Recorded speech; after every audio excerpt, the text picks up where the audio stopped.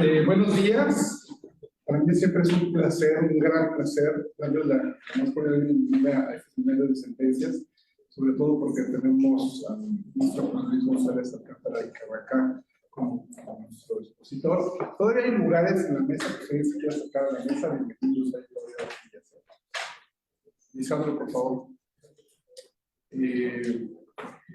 Igual los demás, si les paso, bienvenidos. Pues sin más, bueno, en este caso normalmente nos proveen también Daniela Carrasco y Fernando Sosa.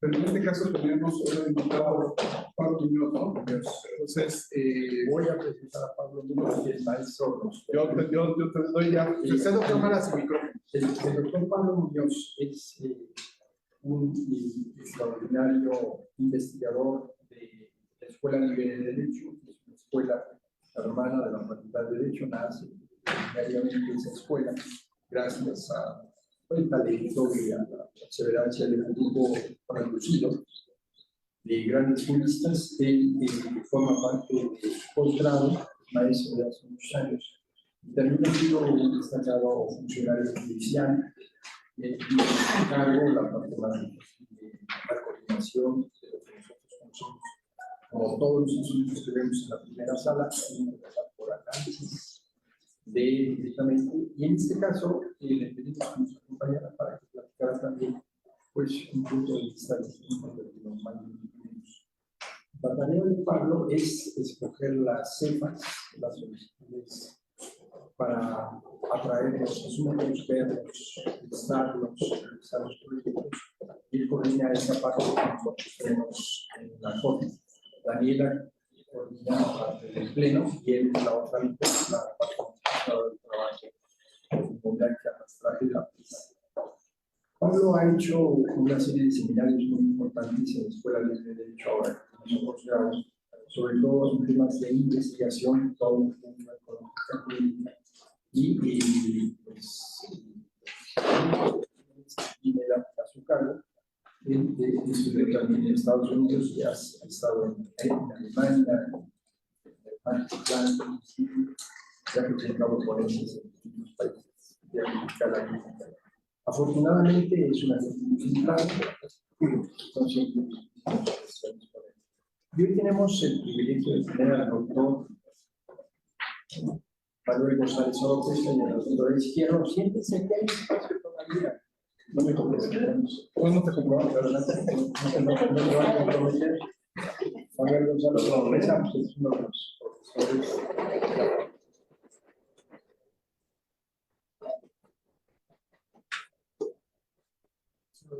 Más destacados en estos temas jurídicos y viene aquí con la intención de aclarar algunos puntos y además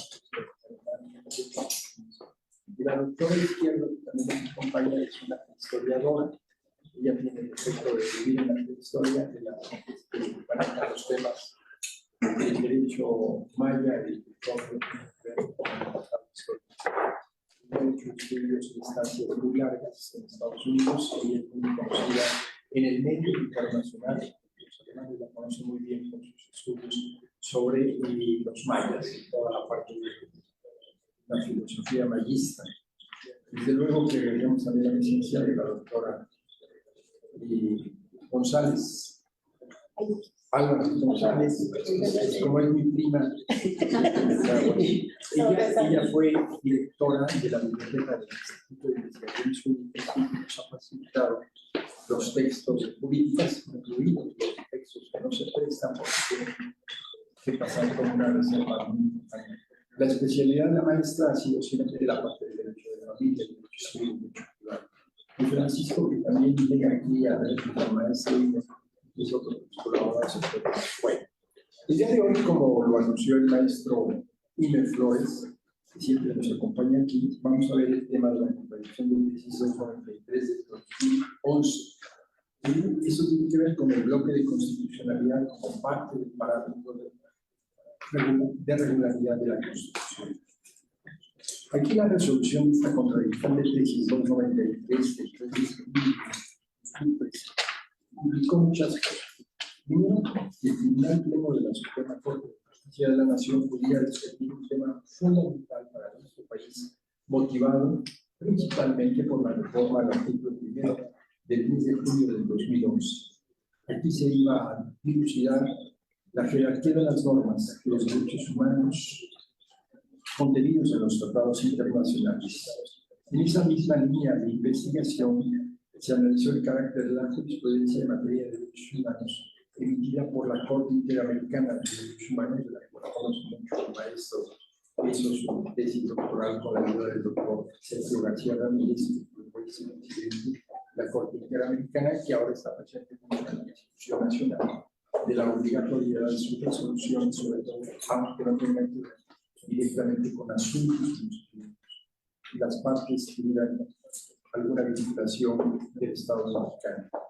Si bien es cierto que no era la primera vez que el máximo tribunal se pronunciaba al respecto, la importancia del asunto radicaba en que se daría lugar a un criterio vinculante que, en potencia, cambiaría los paradigmas constitucionales y eliminaría la actuación de los operadores jurídicos, por lo que se refiere a las normas relacionadas con los derechos humanos de origen convencional.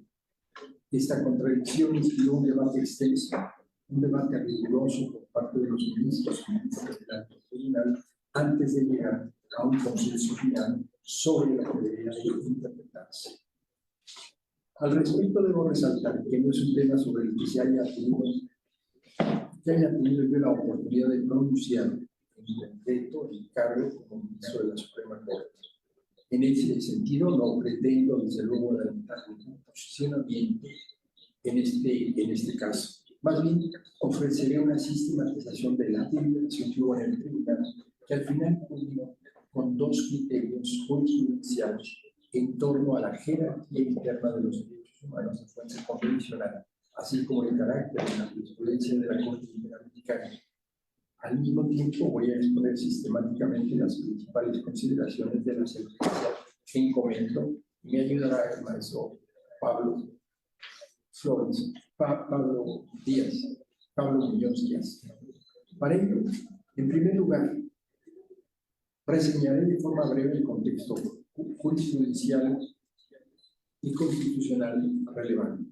En segundo lugar, daré cuenta de los criterios contendientes que contenían la contradicción de tesis 293 de 2011, que nos va a servir como punto central para este debate. En tercer lugar, me voy a abocar a resumir los principales puntos de la discusión según se desprende de las actas del tribunal pleno de nuestro máximo tribunal. Y, por último, voy a exponer los criterios de fondo que emanaron de la contradicción de tesis 293 de 2011, así como la síntesis de algunos de los posicionamientos que se desprenden del contenido de los votos de las ministras y de los ministros. Contexto en el que se resolvió la contradicción de tesis 293 del 2012. El 10 de junio del 2011 se publicó en el Diario Oficial de la Federación el decreto por el que se modificaron diversos artículos de nuestra Constitución Federal. Esta reforma introdujo un cambio transversal por lo que hace el papel de los derechos humanos en el cambio que había con relación al sistema normativo nacional. En primer lugar, se modificó la denominación del capítulo primero, del título primero, de los derechos humanos y sus garantías. En relación con el artículo primero constitucional, en sus importantes reformas sustantivas, se anunció que en México las personas gozarían de todos los derechos reconocidos por la norma fundamental y de los tratados internacionales de los que nuestro país fuera parte. Además, se han adicionado dos párrafos, el párrafo segundo y el tercero al precepto, con el fin de constitucionalizar el deber de interpretar pro persona, así como de las obligaciones específicas que componen los imperativos de respeto y garantías de los derechos humanos y los principios que rigen su entendimiento, es decir, universalidad, interdependencia, indivisibilidad y progresividad. Los cambios anteriores estuvieron acompañados de una reforma a disposiciones que abordaban derechos específicos o facultades relacionadas con los servidores públicos y los distintos órganos del Estado, que tuvieran como consecuencia un impacto en el enfoque y desarrollo de diversas actividades. Por ejemplo, se incluyó el respeto a los derechos humanos como un objetivo fundamental dentro de la educación que impartiera el Estado. Esto es con base en el contenido del artículo 3 constitucional y con base de la organización del sistema penitenciario se incluyó la obligación de respetar los derechos humanos relacionados con el artículo 18. Además, se ampliaron los principios aplicables a la dirección de la política exterior para explicitar la protección y el respeto de los derechos humanos como parte de sus ejes rectores, artículo 89, fracción 10ª de nuestra Constitución. Y se otorgaron facultades a la Comisión Nacional de Derechos Humanos para presentar acciones de inconstitucionalidad cuando estimada o en el ámbito de los derechos humanos consagrados en los tratados internacionales de los que el país debería ser parte. Es decir, significó el contenido del artículo 105, fracción 2ª, inciso G de la Constitución. El proceso de reformas constitucionales también alcanzó el tema de las restricciones y de las suspensiones de los derechos humanos. Por un lado, se amplió el alcance del artículo 15 constitucional para prohibir la celebración de tratados que alteraran los derechos humanos reconocidos por el Estado mexicano, del cual no fuéramos parte. Por otro lado, el artículo 29 se refirió a la permisión de suspender los derechos en casos de invasión, de perturbación grave de la paz pública o de cualquier otro que pusiera a la sociedad en grave peligro de conflicto y si era la posibilidad en general de restringir los derechos, pero esto estuvo acompañado de la inclusión de los derechos que no es posible suspender nunca ni restringir independientemente de la situación por la que pudiera pasar el país. Para el máximo tribunal, la relevancia de las reformas de 6 y 10 de junio fueron evidentes, ya que el 29 de agosto del 2011 se publicó el Acuerdo General 9 del 2011 del Pleno de la Suprema Corte de Justicia de la Nación, por el cual se determinó también el inicio de la 10ª época del semanal judicial de la Federación. En su considerando segundo, se reconoció que las mencionadas reformas implicaban una modificación a la estructura del Poder Judicial de la Federación, así como de la competencia de todos los órganos que la integran.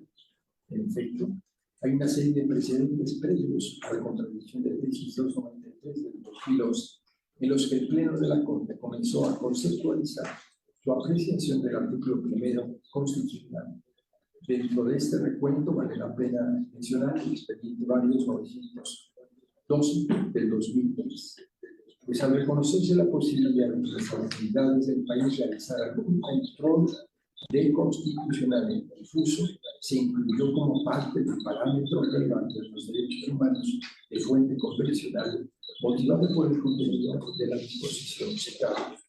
Hay además dos asuntos destacables en los que se empleó la metodología desarrollada en el expediente 912 del 2010 y que fueron citados por múltiples ministros durante la discusión de la contradicción de tesis 293 del 2011, el amparo de revisión 151 y la acción de inconstitucionalidad 155. El primero de ellos versó sobre el traslado de internos a zonas de readaptación social de Veracruz a Zacatecas. De la discusión se revela cómo el Pleno de la Corte tomó la decisión de constreñir la resolución a las normas constitucionales, en particular con relación al artículo 18, que en vez de acudir a preceptos convencionales. E incluso el ministro Cosío sostuvo que la Constitución mexicana reconocía los derechos humanos a compulgar las penas privativas en los centros más cercanos a los domicilios de las personas privadas de libertad, mismo que no se podría derivar directamente de la Convención Americana en los siguientes términos.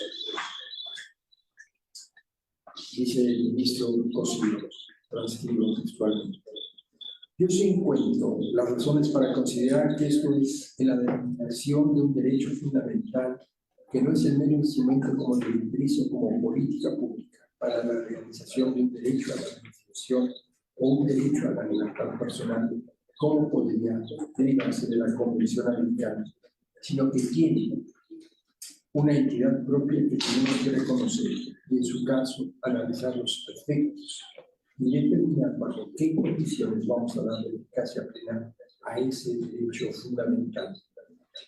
Al final, en la acción de inconstitucionalidad 155 del 2007, la decisión fue a la inversa.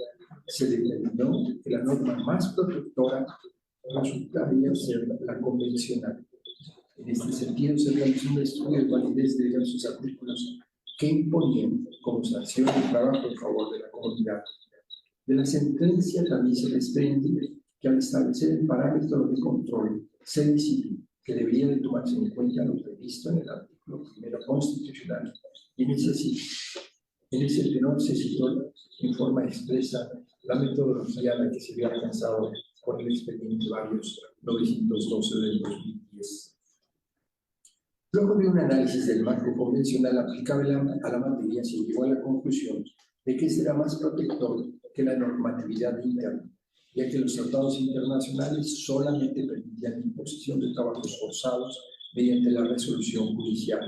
En este sentido, se aplicó un estándar convencional para poder resolver este asunto. Desde la discusión de estos precedentes, el acuerdo de cómo podrían operar las normas convencionales en el orden interno no era unánime, y ello perdió, y eso ayudó también a enriquecer la discusión de contradicción del 693 del 2011, como se va a ver a continuación. Los criterios contendientes. Para introducir el debate, es pertinente exponer los criterios que contendieron en este asunto. Estas contradicciones se suscitaron entre diversos criterios sostenidos en el primer tribunal colegiado en materia administrativa y en el trabajo del 11º circuito, al resolver el amparo 1060 del 2008 y el 7º tribunal colegiado en materia civil del primer circuito, al resolver ciertos amparos directos, como se desarrolla a continuación. Sobre los amparos directos 344 del 2008 y 623 del 2008. Los citados amparos resueltos el 10 de junio del 2008 y el 23 de octubre del 2008, respectivamente, derivaron de los mismos hechos. Los originó una demanda de la entonces Procuraduría General de la República a la Agencia Federal de Investigación y a la Interpol, así como a la Procuraduría del Distrito Federal, del pago del daño moral, así como los daños materiales y los perjuicios por incorrectamente detener y sobre todo deportar a un particular, cancelando además su visa americana, aunque en primera instancia se condenó a las condemandadas. En la apelación se les absolvió de las prestaciones. En el amparo identificado con el número 344 del 2008, se concedió al actor la protección constitucional para los efectos y se ordenó dejar insubsistente la sentencia de segunda instancia. Para resolverlo, el tribunal colegiado sostuvo que los tratados internacionales de derechos humanos estaban en un plano jerárquicamente inferior al de la Constitución, aunque hubiera una obligación de hacerlos efectivos. Acto seguido, los codemandados se ampararon en contra de la sentencia de cumplimiento de la segunda instancia, el cual dio lugar al expediente 623 del 2008. El tribunal colegiado negó el amparo a las codemandadas y sostuvo, entre sus consideraciones, que las resoluciones de la Corte Interamericana eran solamente criterios orientadores. Sobre el amparo directo 1060 de 2008, este se resolvió el 12 de julio del 2009. En la demanda de nulidad de origen se reclamaba de la Dirección General de Seguridad Pública y Tránsito del Estado de Michoacán la imposición de una multa, la detención arbitraria del actor y el registro de su detención a la Secretaría de Finanzas y Administración, así como el cobro de la multa y al gobernador la omisión de expedir los reglamentos respectivos para la observancia de los artículos 7 y 8 de la Convención Americana en los procedimientos administrativos sancionadores. Al estudiarla, El magistrado instructor del Tribunal de Justicia Administrativa de Michoacán determinó que se actualizaba una causa de improcedencia relativa a la incompetencia para conocer las peticiones del tutor, pues eran actos relacionados única y exclusivamente con la seguridad pública. En amparo, si bien el tribunal colegiado resolvió que era cierto que determinados actos señalados por el actor se referían a la seguridad pública, en el considerando octavo de la sentencia concluyó que sí eran atendibles los argumentos que versaban sobre el pago de una indemnización como consecuencia de la omisión reglamentaria de carácter convencional. En sus razonamientos se sostuvo que no era un obstáculo que el reclamo hubiera versado sobre la Comisión Americana, ya que existían opiniones en sentido que los derechos humanos del nivel internacional deberían entenderse como una verdadera extensión de nuestra Constitución y que todos los tribunales locales deben de aplicar tanto la Constitución como los tratados y la jurisprudencia de la propia Corte Interamericana en sus actividades. En efecto, los asuntos en contradicción dieron origen a los siguientes criterios aislados. En el amparo de 344 se dice: derechos humanos, los tratados internacionales suscritos por México sobre los es posible invocarlos en el juicio de amparo al analizar las violaciones a las garantías individuales que impliquen de aquellos. En el amparo directo 1060 del 2008 se dice: tratados internacionales, cuando los conflictos se susciten en relación con derechos humanos, deben ubicarse a nivel de la Constitución. En el amparo directo 623 del 2008 se dice: jurisprudencia internacional, su utilidad orientadora en materia de derechos humanos, control de convencionalidad en sede interna, los tribunales mexicanos están obligados a su ejercicio. De lo anterior deriva que exista una discrepancia. Primero, en cuanto a la jerarquía que tenían los tratados internacionales de derechos humanos en el orden normativo mexicano. Segundo, el carácter de la jurisprudencia que tenía la Corte Interamericana de Derechos Humanos. La contradicción fue resuelta por el Tribunal Pleno al término de la siguiente discusión. La deliberación fue muy álgida y como punto de partida cabe resaltar que la contradicción de tesis llegó al Tribunal Pleno por acuerdo de la primera sala. La decisión se justificó en la trascendencia que había de tratar correctamente el tema y para que no hubiera una posición en la segunda sala y otra en la primera sala. El asunto fue discutido en el Pleno en dos ocasiones, en el que solamente variaron los proyectos que se presentaron, sino también cambió la integración del máximo tribunal. La primera vez que se discutió en las sesiones del 12 y 13 y 15 de marzo del 2012. La segunda fue en las sesiones del 26, 27 y 29 de agosto, 2 y 3 de septiembre del 2013. Un recuento de la discusión de los ministros y ministras ilustra cómo se gestaron las consideraciones finales de la sentencia. En el debate del 2012 se centró principalmente en torno a la jerarquía de las normas convencionales de derechos humanos. Esto es parte de la primera tesis. Al respecto se desprende de la presentación del asunto que la idea del proyecto presentado en el Pleno era proponer que en virtud de la reforma al artículo primero constitucional, los derechos humanos de fuente convencional y los de fuente constitucional constituían en realidad un bloque o una masa, se dijo, que se tendría que interpretar de manera siempre armónica. Esto es, implicaría que no se tendría que analizar primero la Constitución Federal para después ir a los tratados internacionales, que estarían en un mismo plano, es decir, en el plano constitucional. En este primer debate hubo una mayoría de posicionamientos en contra del criterio. Sin ánimo de simplificar las posturas disidentes, considero que quienes se separaban del proyecto lo hicieron a partir de dos ejes medulares. El primer eje consistió en afirmar que las reformas del 2011 no afectó el rango normativo de los derechos convencionales ni el entendimiento de la supremacía constitucional.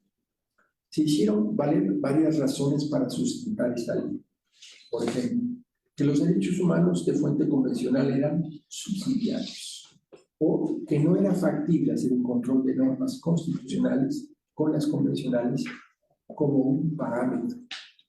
Otros le daban un entendimiento distinto, a saber, que la nueva redacción que contenía el artículo primero constitucional tenía como efecto incorporar las reglas convencionales para interpretar las normas relativas a los derechos humanos. El segundo eje para oponerse al proyecto lo identificó con aquellos que consideraron que sí se había alterado el rango normativo de los derechos humanos de fuente convencional. No obstante, sostuvieron que aunque efectivamente se había ampliado el catálogo de derechos humanos de rango convencional, el ámbito de aplicación de los convencionales, en todo caso, tendrían que valorarse contra la existencia de posibles restricciones constitucionales. Para los ministros y para las ministras que estaban a favor del proyecto, uno de los puntos centrales de la discusión fue si la denominación del bloque de constitucionalidad era correcta para expresar el fenómeno derivado de la reforma constitucional del artículo primero. Ahora, vale la pena hacer una precisión. Que el ministro ponente refirió para clasificar el sentido de su propuesta era que, para apreciar el contenido de la primera tesis, habría que ubicarse temporalmente en el momento en que los tratados ya habían sido incorporados al sistema jurídico. En otras palabras, la apreciación de su rango normativo debería de ser posterior a que se celebrara conforme a los procedimientos constitucionales prescritos para tal efecto. Una vez que ello se lograra, entonces, las normas de derechos humanos convencionales adquirirían el rango constitucional y su análisis tendría que ser horizontal y no vertical. Se interpretarían de manera armónica en beneficio siempre de la persona. Al recabar la intención de voto sobre el tema de la jerarquía de los derechos humanos de fuente convencional, se llegó a un empate de 5 votos. En esos términos, comenzó la tentativa de deliberar sobre el tema de la segunda tesis propuesta, es decir, el valor de la jurisprudencia que podía alcanzar la Corte Interamericana, la jurisprudencia de la Corte Interamericana. El ministro ponente explicó que la propuesta consistía en reconocer que la jurisprudencia interamericana como obligatoria bajo 2 condiciones simples. La primera, si era más favorable a la persona. La segunda, si los hechos que motivaron el pronunciamiento interamericano eran similares a los que en su caso se estudiando por los operadores jurídicos.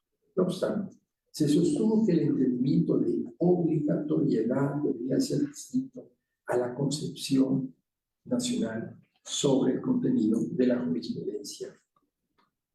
Si bien en esta ocasión el tema de la materia del segundo punto en contradicción no se discutió en amplitud por las razones que se expresan al final de este apartado, algunos ministros y ministras sí se pronunciaron al respecto, de nuevo existiendo voces a favor y también voces en contra.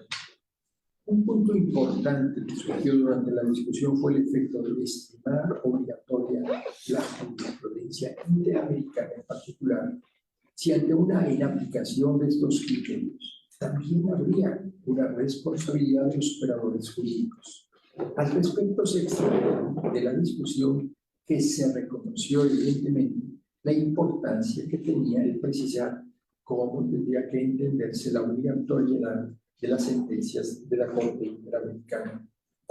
Una propuesta que tuvo apoyo por diversos ministros fue el encuadrar la aplicación de los criterios interamericanos como un supuesto de eventual control constitucional. Considerando la discusión del asunto, en la sesión del 15 de marzo del 2012 se retiró el proyecto a petición del ministro ponente.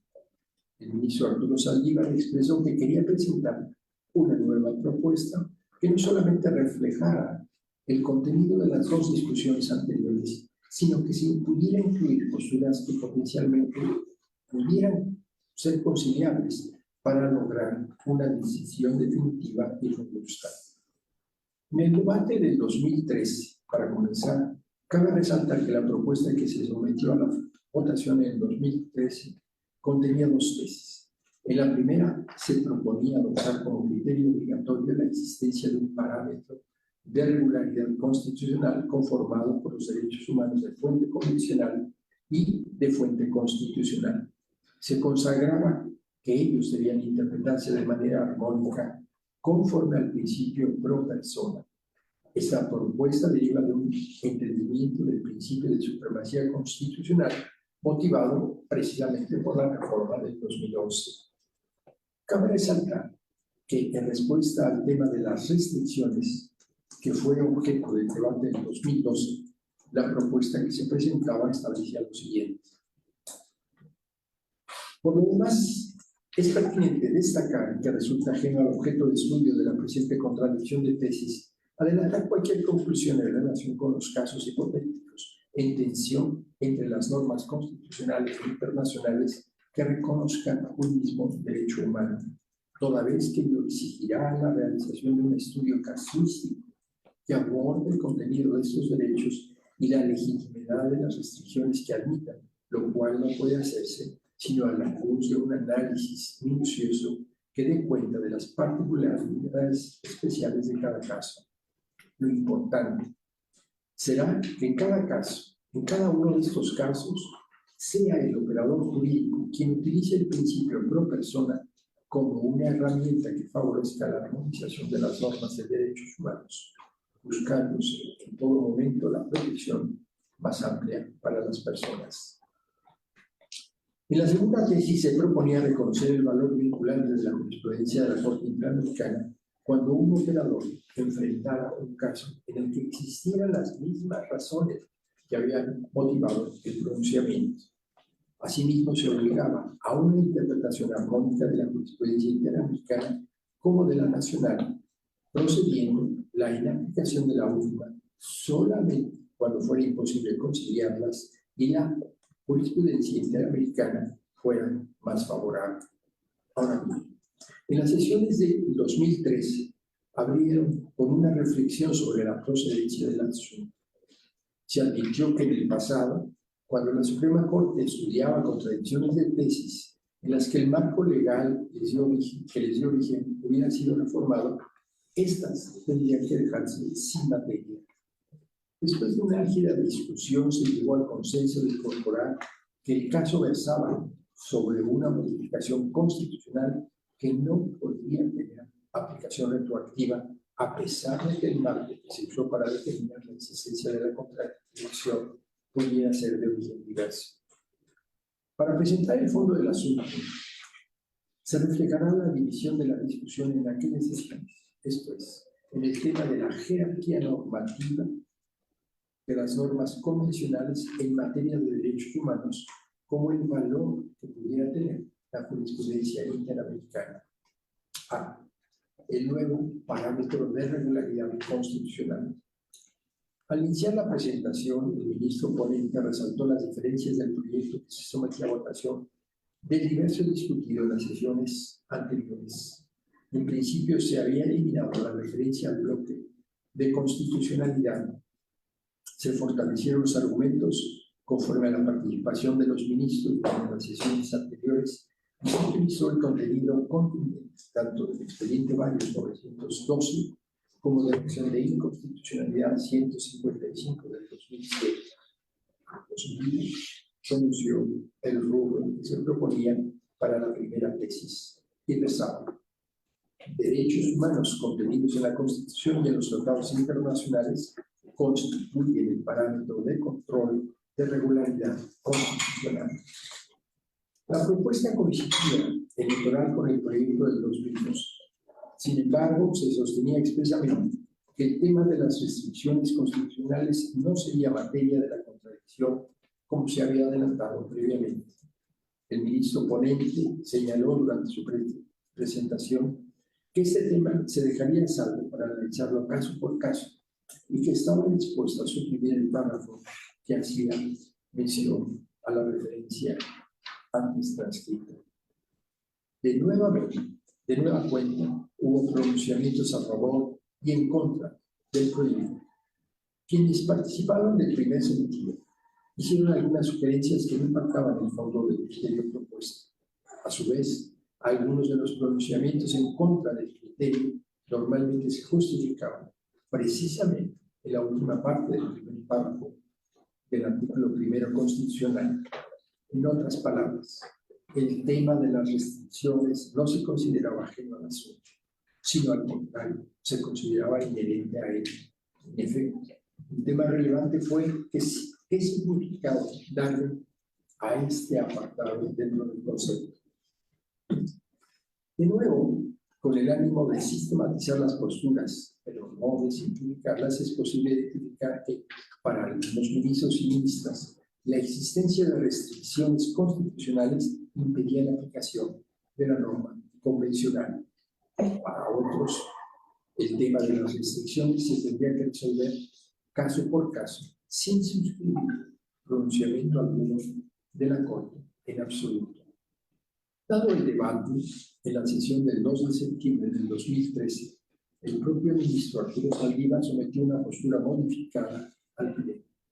Por un lado, se conservaría el rango constitucional de los derechos humanos de fuente convencional, pero por el otro lado, se incorporaría que cuando existiese una restricción expresa en la Constitución, se tendría que estar a la norma constitucional. No obstante, aclaró que esa no era su postura. Aclaraba que no era su postura. Él sostenía el análisis caso por caso de las restricciones. Es decir, en términos generales, hubo un acuerdo de 9 ministros sobre la propuesta modificada con anuncio de diversos votos concurrentes y desde luego la disidencia del ministro Cosío. Segundo, la jurisprudencia de la Corte Interamericana en el orden interno del país. En este apartado, la tesis propuesta era del grupo siguiente. La jurisprudencia emitida por la Corte Interamericana de Derechos Humanos es vinculante para los jueces mexicanos siempre que sea más favorable a la persona. Al respecto, el ministro ponente sostuvo que el criterio se debería entender como haciendo referencia a un concepto interamericano de vinculatoriedad, a un diálogo entre cortes. En efecto, esta vinculación estaría condicionada a que el criterio interamericano fuera más favorable a las personas. No obstante, por coherencia, el ministro ponente se ofrece a modificar esta tesis conforme al criterio valorado en el apartado anterior. En síntesis, hubo 6 pronunciamientos a favor de la propuesta original del proyecto, algunos de ellos con sus matices. Los posicionamientos en contra de la propuesta original del proyecto se sustentaban en diversas razones. Por ejemplo, en que estos criterios eran meramente orientadores si México no era parte, y que aceptaba darles valor vinculante a la jurisprudencia interamericana cuando México no hubiera sido parte del asunto, implicaría una suerte de jerarquización de su jurisprudencia al máximo tribunal del país. Otros ministros sostenían que por la misma interpretación que la Corte Interamericana le daba a su jurisprudencia, no era posible tomarla como vinculante. A su vez, algunos ministros afirmaron que era importante distinguir entre la vinculatoriedad de la jurisprudencia interamericana y de las sentencias interamericanas, por lo que hacía a condenas específicas a estados. Así, al existir 6 posicionamientos por la postura original, el ministro Saldívar sometió a la votación la tesis en sus términos iniciales y este obtuvo la diferencia mínima que exige la votación. Síntesis de la sentencia final. De la discusión anterior derivó el engrose de contradicción de tesis 293 del 2011. La tesis finalmente aprobada son las siguientes. Derechos humanos contenidos en la Constitución y en los tratados internacionales constituyen el parámetro de control de la legalidad constitucional.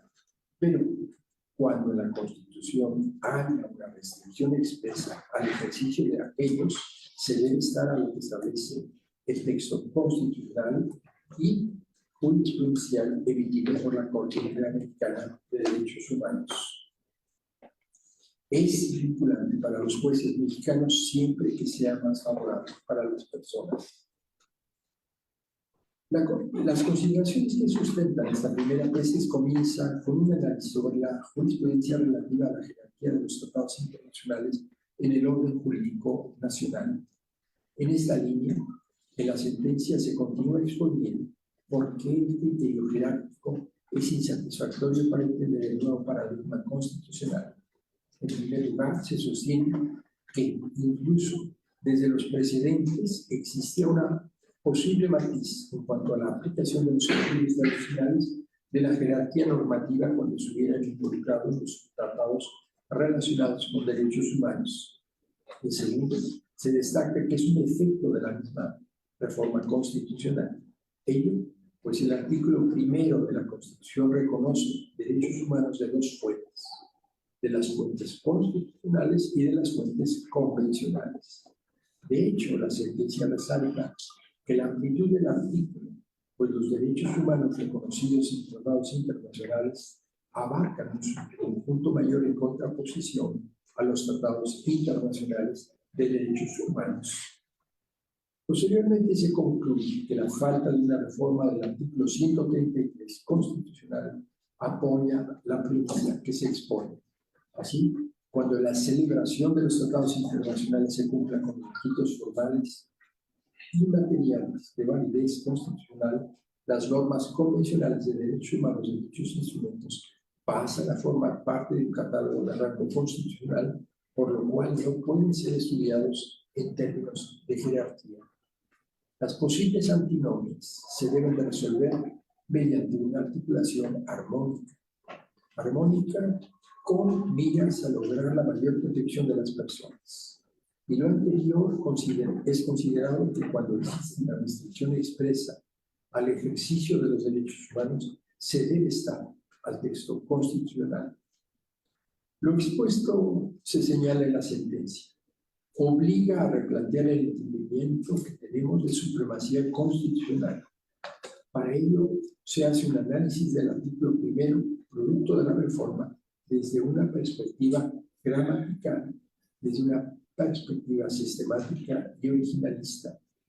Y en este sentido, se concluye que, si bien el principio de supremacía constitucional no se ha visto alterado en cuanto al rango que tiene nuestra norma fundamental, el entendimiento del conjunto de normas con ese rango se ha visto ampliado por los derechos humanos de fuente convencional.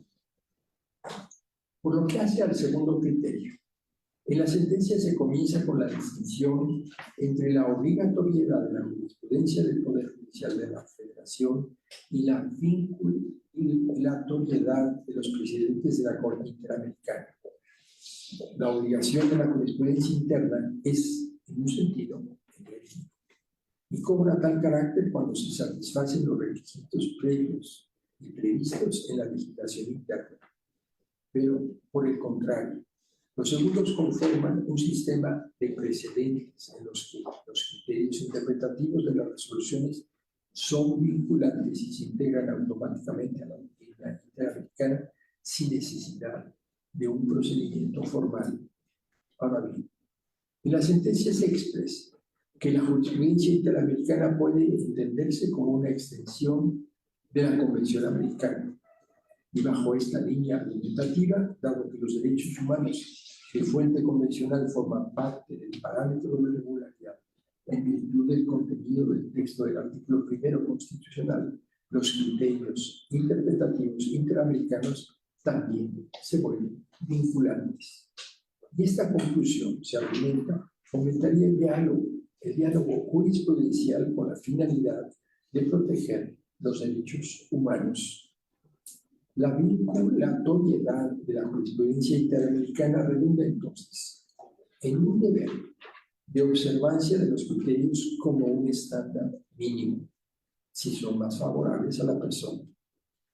Es solo bajo esta óptica, es el principio pro persona, que se justifica la aplicación de la jurisprudencia interamericana sobre la nacional, pues en principio deberían de armonizarse ambas. Por otro lado, los operadores jurídicos deberán asegurarse que existe una compatibilidad entre los estándares interamericanos y el caso que se analiza en sede interna. Para reforzar la argumentación, se recuperan los pronunciamientos de la misma Corte Interamericana. Los votos en la contradicción de tesis 293 del 2011. Como fue adelantado cuando se discutió el asunto de la sentencia de contradicción de tesis 293 del 2011, dio lugar a la emisión de múltiples votos concurrentes y uno particular. El último se refiere al voto del ministro Cosío Díaz. En él expresó que no estaba de acuerdo con la solución operativa encontrada. Bajo su apreciación, esta se oponía al cambio de antropología constitucional para maximizar la protección de las personas. Para el ministro, el criterio acordado sufría una contradicción interna, ya que no era posible ni plausible sostener que los derechos humanos, independientemente de su fuente, no se relacionan en términos jerárquicos y al mismo tiempo someter las restricciones constitucionales. Así, el criterio generó una regla universal de interpretación que impediría la resolución del caso por caso y finalmente sostuvo que consideraba que la cláusula de restricción del artículo primero también se debía interpretar de manera restrictiva, lo cual indicaría que solo se refería al caso previsto dentro del texto del artículo 29 constitucional. En algunos de los votos concurrentes, los ministros puntualizaron su interpretación acerca del tema de restricciones constitucionales en los términos del artículo primero constitucional. Por ejemplo, para la ministra Olga Sánchez Cordero, se debía entender como una revisión al artículo 29 constitucional y no incluir los límites a los derechos humanos, que sería materia de una resolución casuística. Desde una arista ligeramente distinta, tanto el ministro Silva Mesa como el propio ministro Arturo Saldívar se separaron del entendimiento de las restricciones como una prevalencia absoluta de la Constitución, pues sostuvieron que el texto del artículo implicaba una referencia al deber de estudiar caso por caso la extensión de esos derechos. El ministro Saldívar además ofreció una justificación para la introducción de la cláusula de restricción en el texto de la tesis, su operación como regla específica. Por su parte, el ministro Alfredo Gutiérrez Ortiz Peña, a su vez, discutió la importancia del contenido del artículo primero constitucional que reconociera derechos en vez de otorgarlos. Ello tenía, entre otras consecuencias, que su fuerza normativa no estuviera condicionada por una fuente formal, sino por su contenido. En este sentido, las normas restrictivas se deben abocar a acotar, a limitar o a suspender el ejercicio de los derechos por razones válidas. Bajo su perspectiva, este entendimiento debería de proyectarse al artículo primero constitucional e impactar sus condiciones de aplicación. Así, lo debió de desembocar en un ejercicio de ponderación con deferencia al legislador democrático. Por su parte, el ministro Fernando Franco González Salas decía: la cláusula de restricciones era una excepción importante a la regla general establecida en el contenido del artículo primero constitucional. En ese tenor, en caso de que existiera una restricción constitucional expresa, entonces el único parámetro de control tendría que ser la norma fundamental. El ministro además justificó su entendimiento de los artículos 30 y 32 de la Convención Americana, los cuales abordan las restricciones a los derechos de la Convención Interamericana, así como la correlación entre los derechos y derechos respectivamente.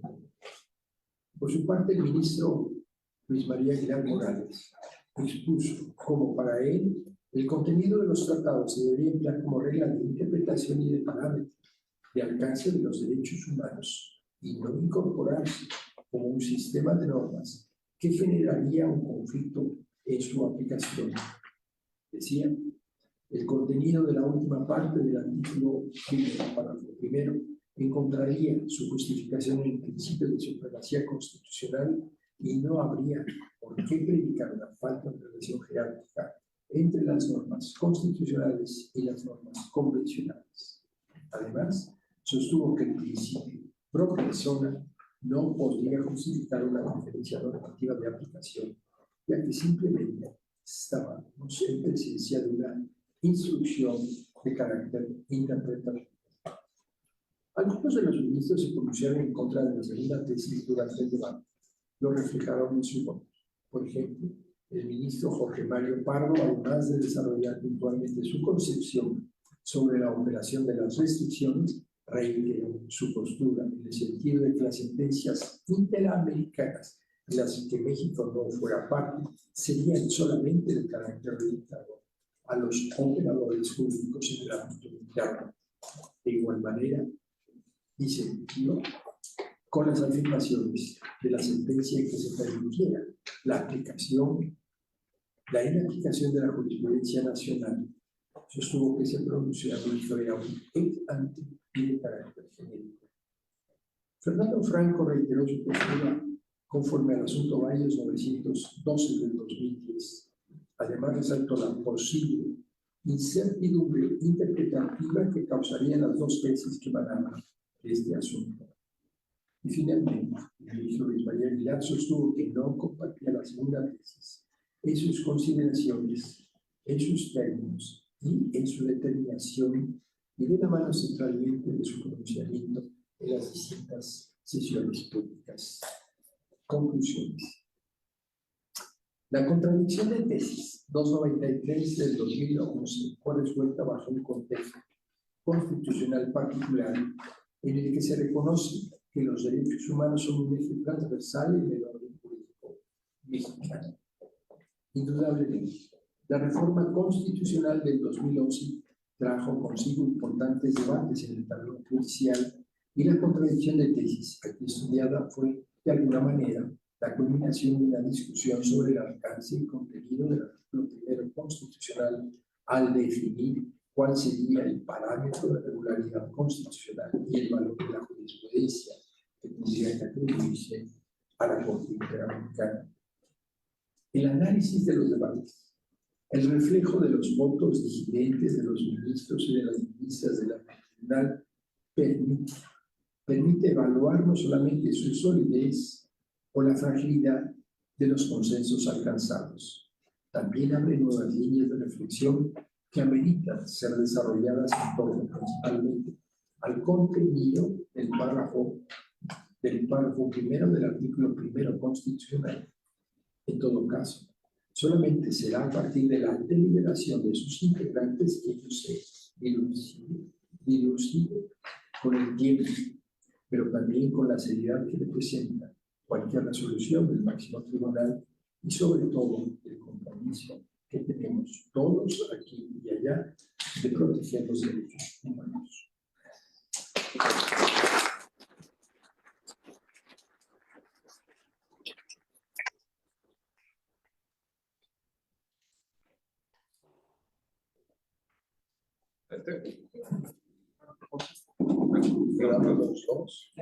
No tenemos mucho. ¿Ya dejas su primero? Está perfecto. Ya está, ya. Bueno, Para que suene mejor en estéreo. suena mejor. Tiene buena voz. Gracias, gracias. Entonces, muchas gracias por invitarme. Pablo lo invitamos porque es un excelente polemista y van a ver que aquí me va a hacer pedazos. No, Va a jamás. hacer pedazos a los ministros jamás. también.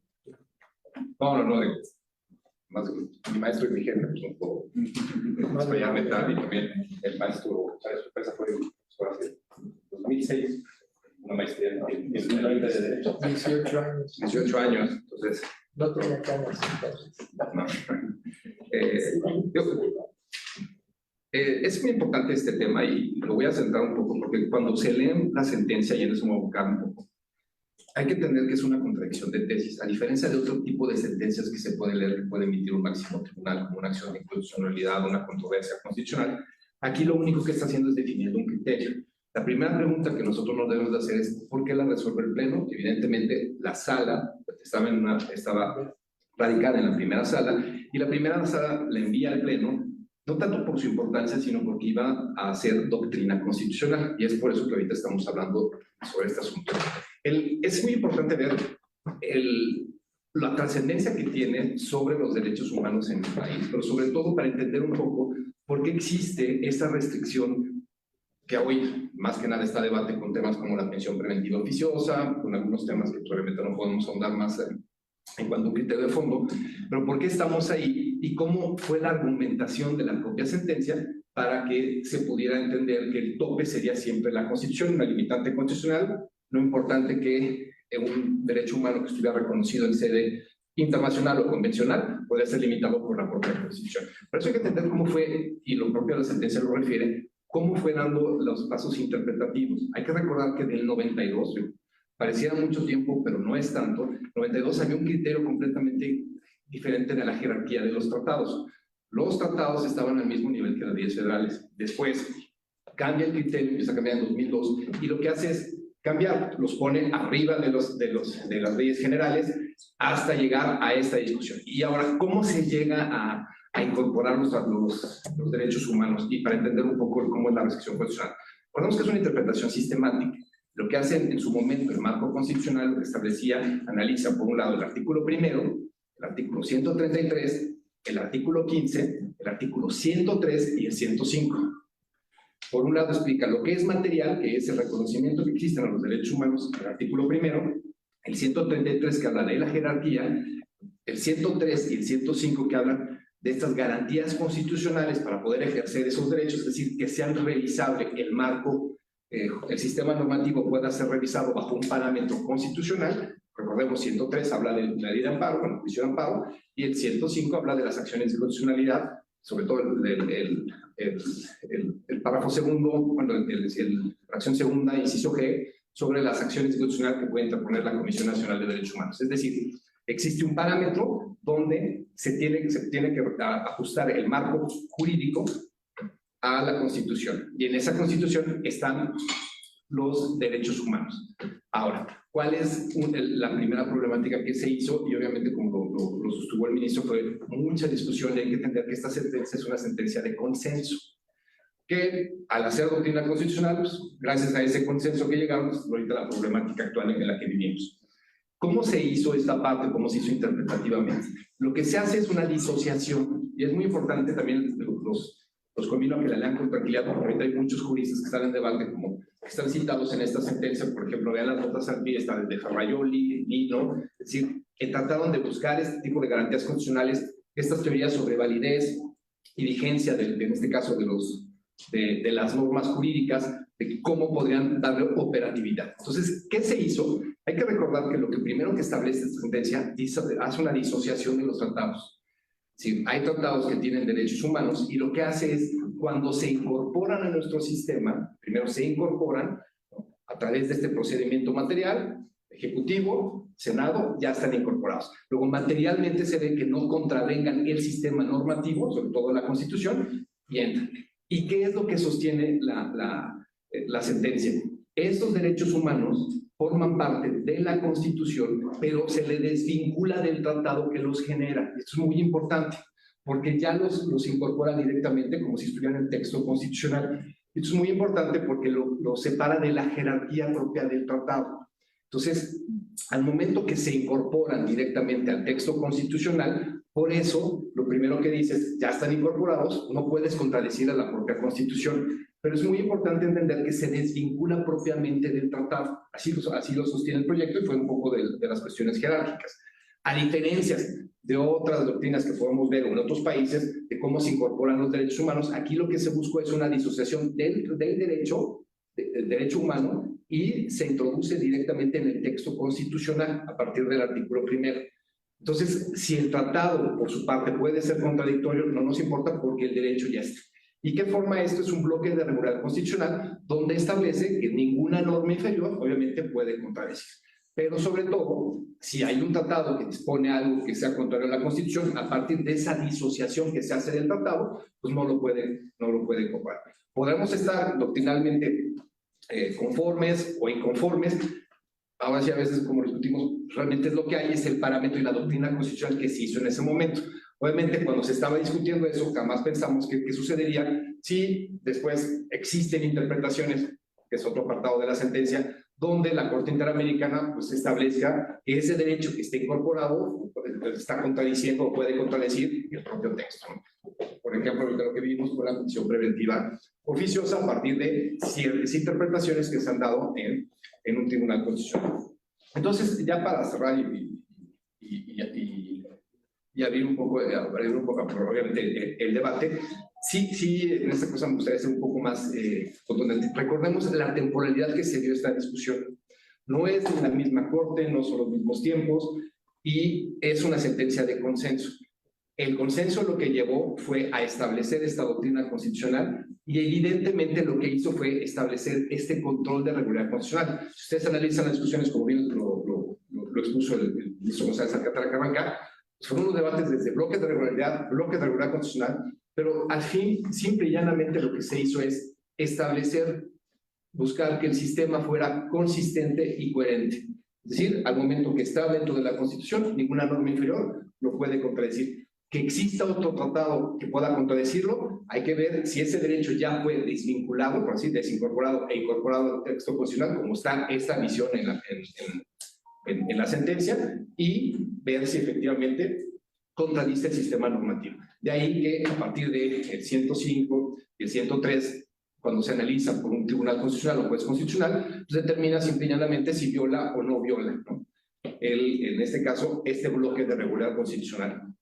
Por otro lado, lo que establece la sentencia es efectivamente la vinculatoriedad de las sentencias de la Corte Interamericana. Ahí realmente creo que la sentencia dejó de ver mucho. ¿Por qué? Porque efectivamente tuvo que haber analizado efectivamente cómo es esta funcionalidad. Y eso nos llevó a otros debates propios que la propia Corte tuvo, de no nada más las sentencias, sino también las opiniones consultivas, qué valor tienen en este caso. Y hay unas posiciones encontradas de qué valor tienen las opiniones consultivas, porque la Corte Interamericana no nada más emite sentencias hacia las partes, sino también puede haber un miembro que solicite una opinión consultiva para ver cómo está manejado ese derecho o un hecho en particular. Por eso yo nada más abriría a debatir. Muchas gracias.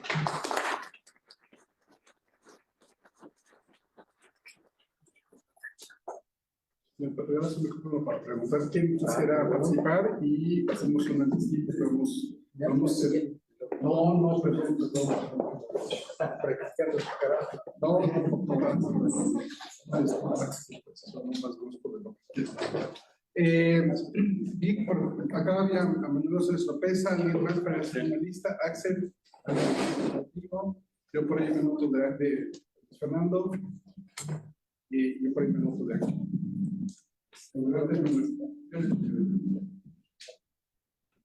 Bueno, yo creo que la presentación del ministro González Alcántara es de extrema importancia. Primero, porque como ministro viene a explicar a la comunidad académica de la facultad los alcances, las argumentaciones que llevaron a la Corte a definir una contradicción de leyes. Esta es una versión moderna, digamos, de las Cortes actuales, que cuesta mucho trabajo para los jueces y magistrados, y por eso se han enconchado y se han puesto a la deriva de las críticas políticas inconscientes de la clase política mexicana.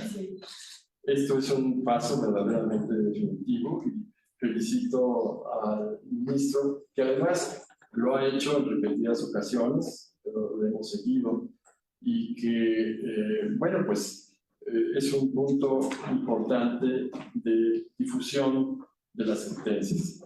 Segundo, me parece que es importantísimo definir los derechos humanos. Los derechos humanos no son reglas, son principios. Y como principios, incluso ni siquiera importa que estén contenidos en un texto legal. Por ejemplo, pensemos en la Constitución que celebramos los 200 años este año, en donde no había una declaración de derechos humanos. siguiendo el ejemplo de la Constitución de los Estados Unidos. Sin embargo, sí había derechos humanos en los estados y por eso considero que la cuna de los derechos humanos originalmente se da en los estados. Recientemente, pues han dado un giro completamente, y si el derecho humano no está previsto en la Constitución Federal, no se considera como derecho humano, lo cual es, a mi entender, totalmente falso.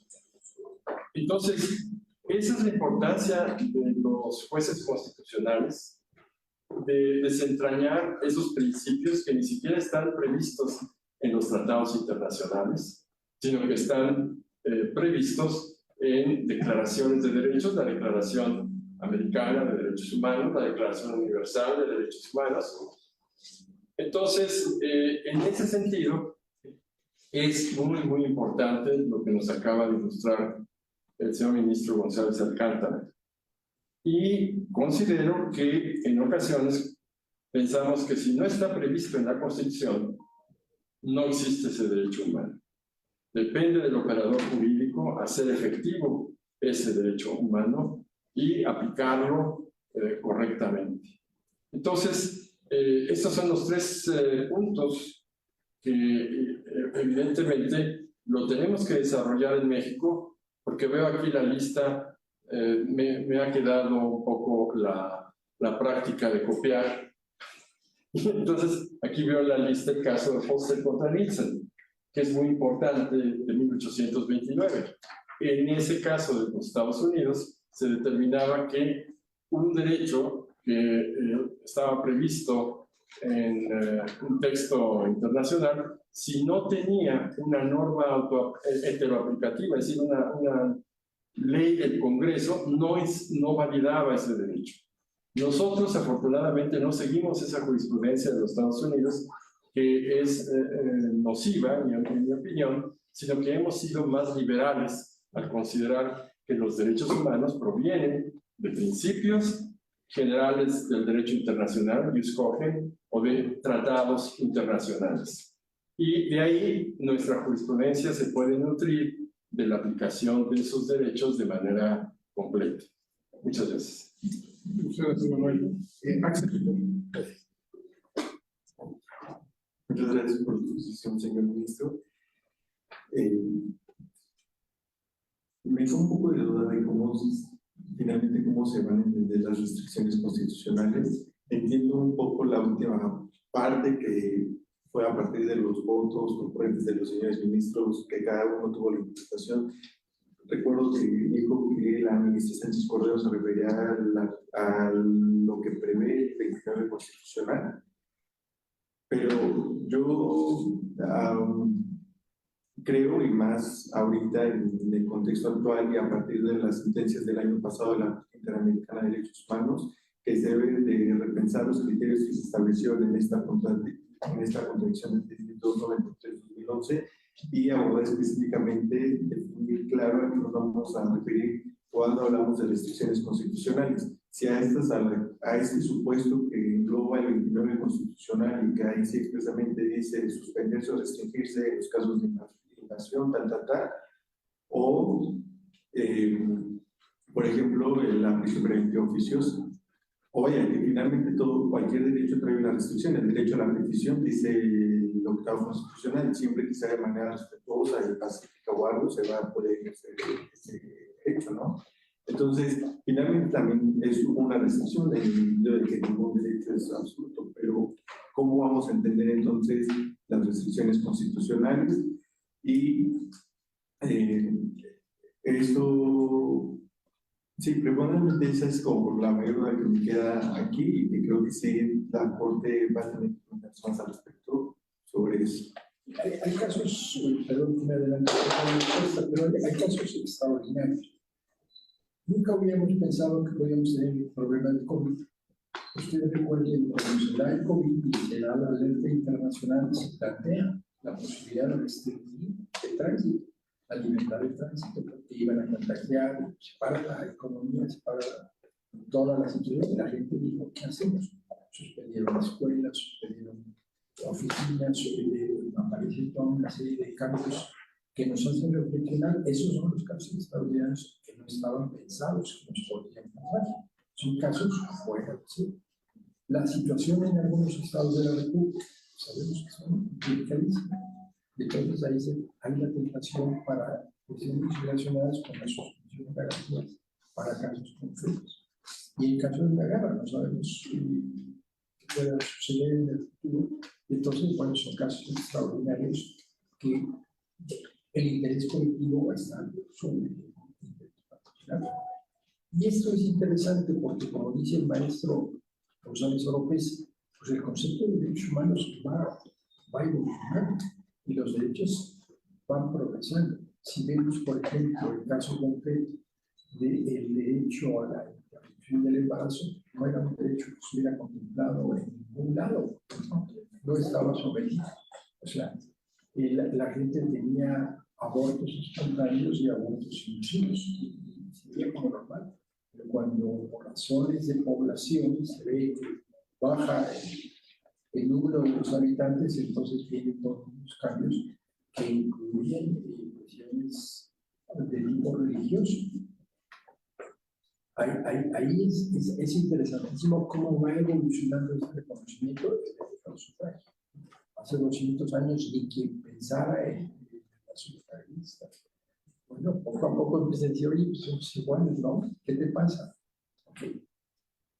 Va evolucionando y vamos tomando conciencia y los reclamamos y los demandamos.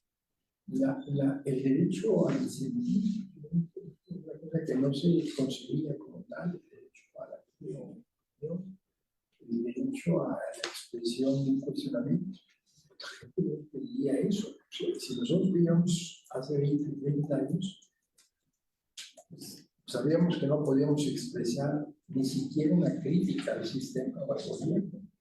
Hay muchas cosas que van evolucionando y a ustedes, las futuras generaciones, tendrán que plantear muchas de estas cosas. Y como si vienen estos cambios de la reforma judicial, de la que todo el mundo habla, y que nadie conoce cuáles serán las consecuencias, porque nadie tiene la voluntad de pensar para poder decir, tenemos que replantear cosas tan importantes como las que había platicando con el doctor. Me dijo, nosotros ya estamos pensando cómo tendremos que replantear los cambios en los planes de estudio. Es algo impresionante porque nosotros tenemos 500 años de tradición y si me dice por qué 5 años de estudios de derecho, así estudiaron en Roma hace 2500 años. Y hemos evolucionado en muchas cosas, hemos cambiado la parte de derecho público, derecho privado, nosotros venimos de derecho social por nuestra propia constitución, tenemos que pensarnos. Y este ejercicio que nos invita al doctor me parece interesante. Ponerles una sentencia que la lean primero, que la entiendan bastante difícil de una lectura, por eso decía Pablo, como decía el doctor, hay que analizarla, hay que ver la profundidad que tiene, y este es un punto de partida para todo eso. Seguimos igual, cuando nos habla usted de la prisión preventiva oficiosa, eso es una bomba de tiempo desde el punto de vista legal, que tendrá que darse un debate como el de la Guardia Nacional. Bueno, pero ya estoy robando la moderación al doctor. Al contrario. Fue muy pertinente la aclaración. Rodrigo, de este lado, Luis Fernando y Maestra, ¿si me acuerdas su nombre? Guadalupe Caballo. Sí, bueno, pues muy buenos días. De verdad, muchas gracias por transmitirnos de nuevo. Creo que ha sido una enriquecedora escuchar esta forma en que se ha definido esta contradicción de veces.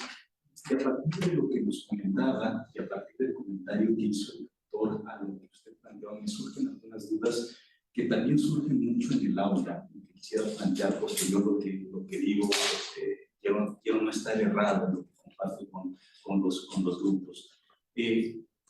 Se dijo por parte del doctor que pues, ese tema de bloque de constitucionalidad causó mucha polémica. También lo mencionó el ministro, ¿no? Se dejó de hablar de bloque de constitucionalidad en algún momento en las discusiones porque se prefirió el término parámetro de regularidad constitucional, ¿no? Pero ahora escuchando el comentario se dice, bueno, pues es que en realidad lo que ser ganas de hacer operativo precisamente este cambio constitucional a partir de la idea de distinguir los momentos, un momento previo en que los derechos contenidos en Carta no se han incorporado a nuestro sistema, y un segundo momento en el que ya están incorporados y se conforma un bloque de derechos, si no recuerdo mal, dice pues, la resolución a esta contradicción de tesis, en el que ya no se puede hablar en términos jerárquicos, sino más bien en términos de coordinación y de armonización, ¿no? La pregunta es la siguiente, porque en algún momento alguien que estaba dentro de la Corte me comentó que había pues, precisamente mucho debate sobre si emplear o no la expresión de bloque de constitucionalidad, porque la idea de bloque de constitucionalidad viene de la tradición francesa e implica que de alguna manera se integren precisamente otras fuentes al texto constitucional y formen uno con el texto constitucional. Y en alguna ocasión leí que no se utilizó el término de bloque de constitucionalidad porque precisamente el texto constitucional no hizo lo que hacen otras constituciones, incorporar los tratados al texto constitucional, sino más bien lo que se hizo establecer que pues, los tratados los derechos humanos contenidos en tratados internacionales pues estaban protegidos de acuerdo con el artículo primero de la Constitución, y por eso no se empleaba la idea de bloque de constitucionalidad y se prefirió hablar de parámetros de regularidad.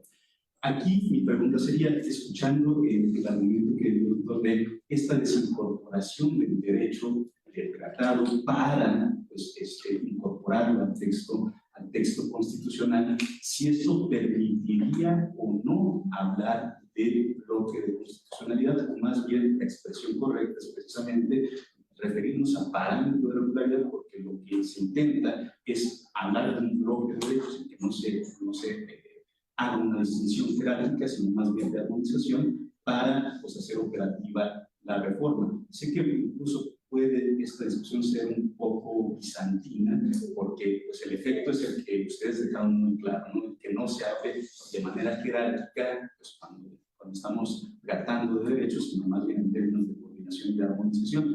Pero es una pregunta que muchas veces surge y me gustaría saber pues, su opinión en ese sentido. Y respecto al segundo criterio, el de pues, el carácter vinculante, ¿no? de la jurisprudencia de la Corte Interamericana, en el que el Estado mexicano no haya sido parte, porque el ministro dijo de manera muy clara que también ahí hubieron debates, ¿no? Primero se hablaba de obligatoriedad y se deja de hablar de obligatoriedad para hablar ahora de un criterio vinculante, pero también decía el ministro, pues esto también causa polémica, se dice, pues la jurisprudencia interamericana, que el Estado mexicano no haya sido parte, bueno, toda la jurisprudencia es vinculante, pero no en sentido fuerte, en especial no en sentido enérgico, sino más bien en un sentido de diálogo entre Corte Nacional, Corte Interamericana, buscando favorecer en todo el tiempo pues, la protección más amplia.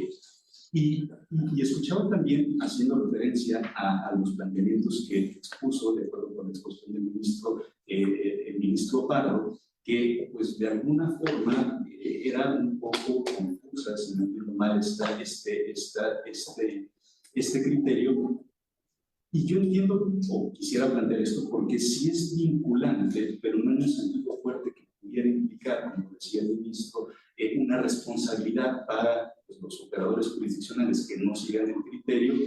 ¿Qué diferencia existiría entre este carácter vinculante en sentido no fuerte y pues un carácter orientador o el que se hable de un criterio orientador? Entiendo que es para, pues, de alguna manera fomentar que los órganos jurisdiccionales utilicen o recurran más a la jurisprudencia, pero ¿hay otra diferencia en este sentido o es simplemente con esta intención? Esas serían las dos inquietudes que tengo.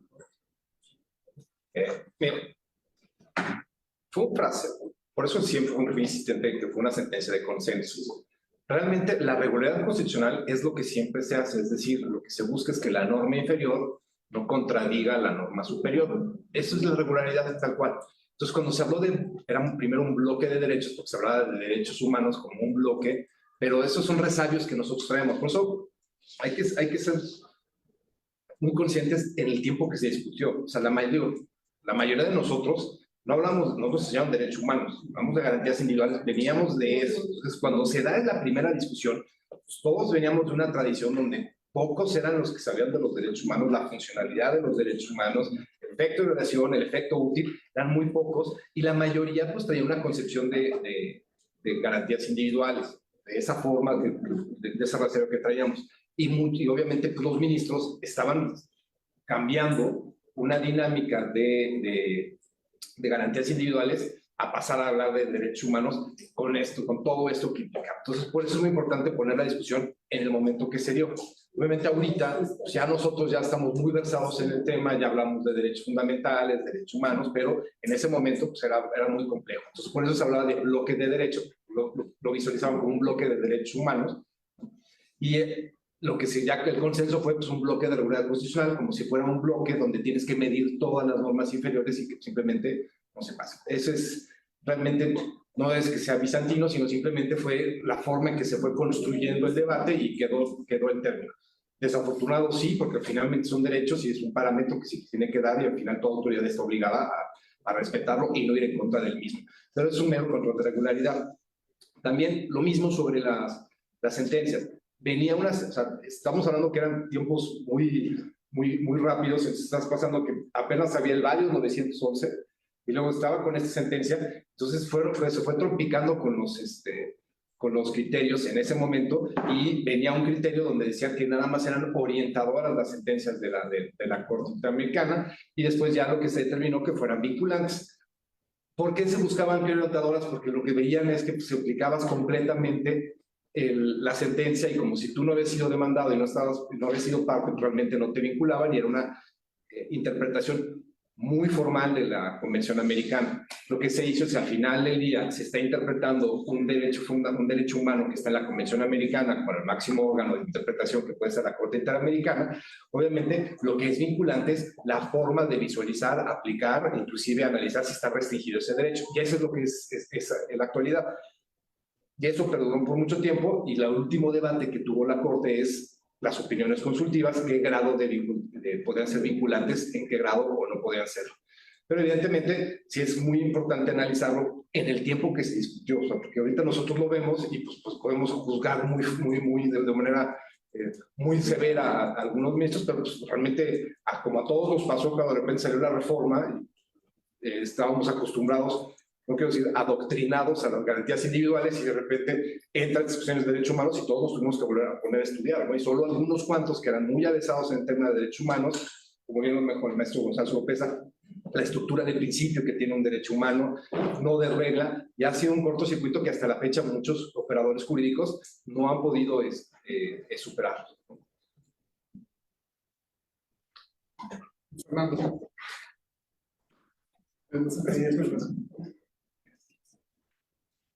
Bueno, pues sí funciona bien. Buenos días. Yo primero que nada aclaro que no soy abogado. Vengo de Ciencias de la Salud, pero participo en el tema de Derecho Sanitario.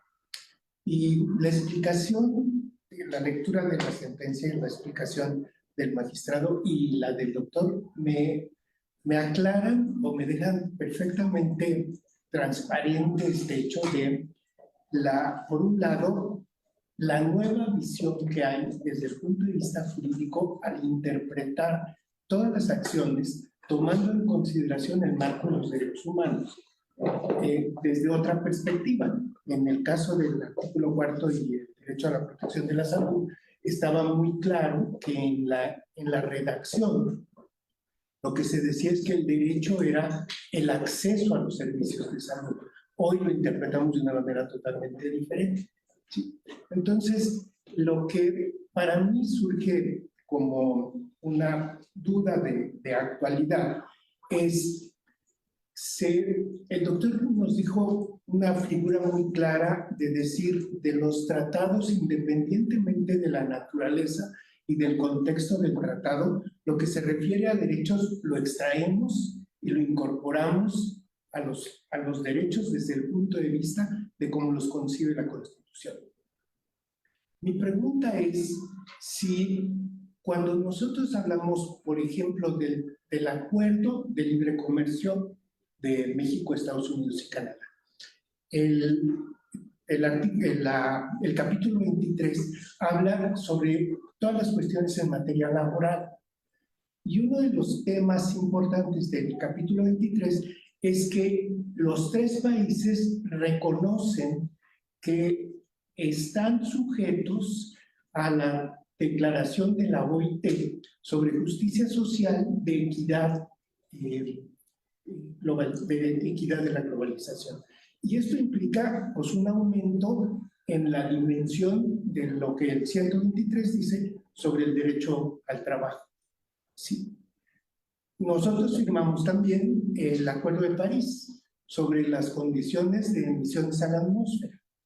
Y el Acuerdo de París establece tiempos, pero hay una condición que se deriva de ahí y que dice que hasta el 39% de los cánceres de pulmón que hoy conocemos son generados por los contaminantes del medio ambiente y específicamente por aquellos que son derivados de la quema de combustibles fósiles. ¿Sí? Entonces, la duda que me surge aquí es, en el contexto en el que estamos actual, con la nueva visión sobre los derechos humanos, por ejemplo, la reforma a la ley energética, ¿no viola este concepto? No estamos, el hecho de declarar a Pemex y CFE como empresas productoras y basarlas en el consumo de combustibles fósiles no crea una condición que estaría violando fundamentalmente este derecho. Yo que ahí sí, porque eso no puede, el asunto evidentemente va a llegar a... Una de las cosas que tiene la sentencia de la contradicción, parte de, no importa, o sea, nosotros luego nos casamos mucho en cómo está bautizado el tratado. Si es un tratado de derechos humanos, entonces nada más será aplicable. Y lo que hace la sentencia, y en otros precedentes, no importa el tratado, si un tratado, aunque sea comercial, concede derechos fundamentales, se incorpora, ¿no? Inclusive se citan muchas convenciones en la propia sentencia, donde dice, pues si se concede derechos, en eso lo tiene. Y en materia de salud es un ejemplo brutal de cómo fue el cambio de criterio, que al final a todos nos habían enseñado que las cuestiones de salud eran normas programáticas, entonces tenía que estar el dinero, entonces, y cuando se empezó a partir de esta 292 y se analizan ya los criterios de la Corte Interamericana, todos los tratados, inclusive el París ya se ha aplicado por la misma Corte, lo que hacen es, o sea, si no es que no haya dinero, se tiene que hacer efectivo el derecho, tiene que tener un efecto útil, se tiene que programar, y aunque no haya dinero, entonces tú tienes que regular el gasto. Y así ha habido muchas sentencias, como del ministro González Alcántara, al respecto, sobre cómo, aunque no hubiera dinero para ejercer, en este caso fue un asunto de personas que padecían VIH, y no había dinero para eso, entonces lo que ordenó una sentencia del ministro fue, no es que no tengas dinero, programa tu gasto, para que efectivamente garantices el derecho, porque al final no nada más es el derecho humano, sino la garantía de poder ejercerlo y la forma de que se tiene que materializar ese derecho, y eso es a partir de esta sentencia. Pero sí es muy importante el viraje que se dio en todos los derechos. Y lo que usted habla de la reforma, obviamente el TECMEC tiene, inclusive el Telecán en su momento, si tienen derechos fundamentales, tienen que se incorpora, ¿no? No importa la naturaleza, nada más hay que analizar el derecho fundamental, cómo es su aplicación, cómo se puede materializar. No es que todo automáticamente pase, pero evidentemente tienes que ver el primer tope que hizo esta misma sentencia, que no contradiga a la propia Constitución. Y hay que recordar, y ahí fui yo falto de ello, lo que siempre establece esta sentencia de interpretación conforme. Siempre hay que buscar una conformidad, en este caso, de los derechos para que se puedan entender y se puedan materializar y se puedan ejercer, e inclusive darles densidad, ¿no? Pero sí si quiero, paso contacto y hay muchas sentencias sobre salud que ha emitido la Corte, la primera sala, muchos del ministro González Alcántara, y lo de materia energética pues va a ser un tema que ya fue debate y va a ser otra vez a debate y ya ver qué sucede. Muchas gracias.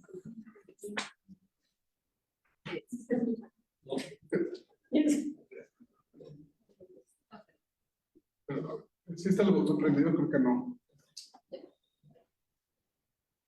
Muchas gracias. Si no pasamos el otro, por favor.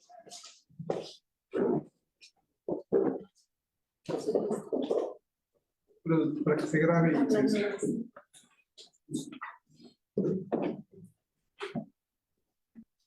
muy amable. Muy buenas tardes a todos. Quiero comentar que realmente es una sentencia muy importante la que nos han traído y comentado por el contenido, porque no solamente hace una gran labor interpretativa, utilizando diversos métodos hermenéuticos y otros, sino que analizan normas que son diferentes en el tiempo, como lo dice la propia sentencia, y por diversas integraciones de la Corte. Entonces es un esfuerzo muy grande, pero hay que reconocer que más que establecer criterios están integrando derecho constitucional al establecer lo que nos señalan como un parámetro transversal, que sería el control de constitucionalidad a través de derechos humanos. Es un bloque de control de derechos humanos. Eso entiende la sentencia, ¿no? A través de este bloque de control de derechos humanos vamos a traer e interpretar nuevas situaciones. Ya desvinculamos lo que es la jerarquía de los tratados y ahora con este nuevo enfoque vamos a poder traer interpretaciones novedosas para siguientes casos. El que el doctor por aquí nos comentaba hace rato es muy interesante, porque a partir de esta nueva forma de interpretar podemos hablar de derechos que están incorporados, no solamente en otros tratados, que versan sobre derechos humanos, especialmente los que versan sobre derechos humanos, como los denominados derechos de tercera generación, que son derecho a la salud, derecho a un ambiente sano, entre otros. Entonces, la pregunta es, que va un poco relacionado con lo que ya comentaba aquí el doctor anteriormente, es, vamos a tener muchos problemas en los futuros, pero tenemos un elemento a partir del que podemos partir y discernir cómo vamos incorporando los derechos que están vigentes en otras partes del mundo, en otros tratados, y que si no se oponen al contenido de nuestra Constitución, debieran ser incorporados como todos estos nuevos derechos de tercera generación. Quisiera saber su opinión al respecto. Muchas gracias. Ricardo Pacheco, que está ahí, punto. Muchas gracias a todos los ponentes. Les agradezco mucho la participación, pero quisiera aprovechar este panel de grupo para preguntarles su opinión acerca de esta tercera vía para resolver la contradicción de crisis, que yo considero que todavía puede ser un tabú constitucional. Me refiero a esta idea de recurrir a la inaplicación de normas constitucionales para resolver posibles contradicciones entre la Constitución y los tratados en materia de derechos humanos. Piénsase, por ejemplo, en las figuras del arraigo, la decisión,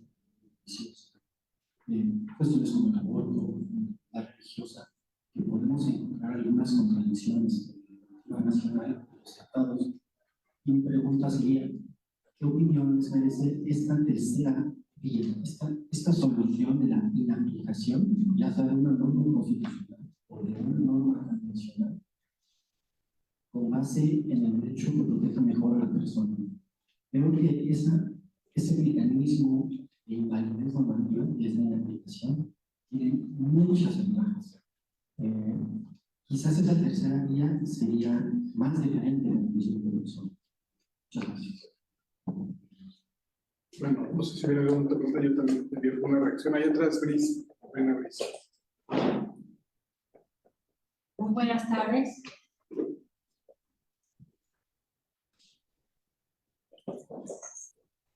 Muchísimas gracias por esta orientación que nos han permitido y mayormente agradecida porque directamente tenemos alumnos que no son con un criterio homologado, aún estando en el mismo grado.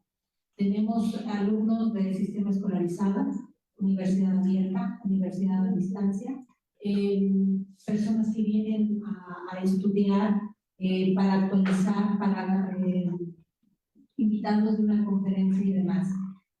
Yo quisiera no solo agradecer esta oportunidad, sino también llevar a cabo el comentario de que si estos términos, esta modalidad, esa nueva modalidad que nos están permitiendo a tener un lenguaje claro, viene de conformidad a lo que ustedes están desarrollando y que forman parte del diccionario panhispánico de derecho, ¿verdad? Entonces, esto nos ayuda y nos conforma para que también los alumnos puedan consultar y llevar a cabo sus comentarios formando criterios no solo para la argumentación, para la metodología, para el estudio, sobre todo, particularmente de nuestra alma mater, llevar a cabo o fomentar la investigación. De verdad, muchas gracias y quería ver si esto coadyuva como una de las acciones que ustedes están trabajando para esta institución. Gracias.